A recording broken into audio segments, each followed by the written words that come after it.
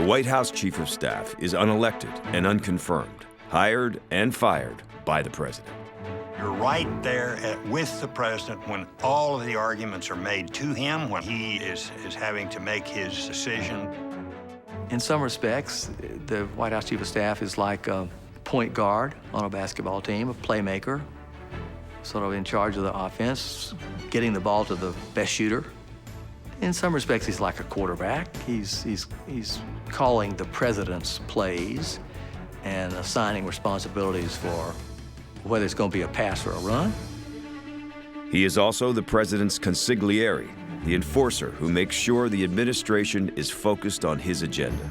You've got to be the son of a bitch who basically tells somebody what the president can't tell him, because that is your role. At some level, that's being a battlefield commander. You just got to keep your troops focused on what the goal is on a day-to-day basis, intimidate when you needed to.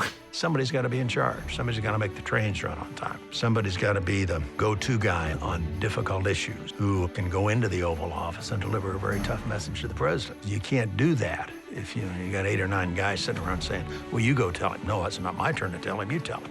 He's not only the director of traffic, but he really follows the issues for the president, in my case, and I relied heavily on the Chief of Staff.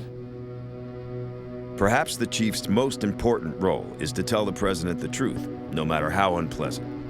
You do not serve your president well if you just simply, if you're just a yes man. You've got to sometimes tell the president what you know he doesn't want to hear. You have to be willing to speak truth to power.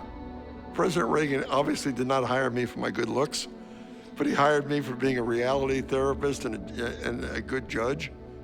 He knew that I would tell him straight, because that's the Brooklyn way.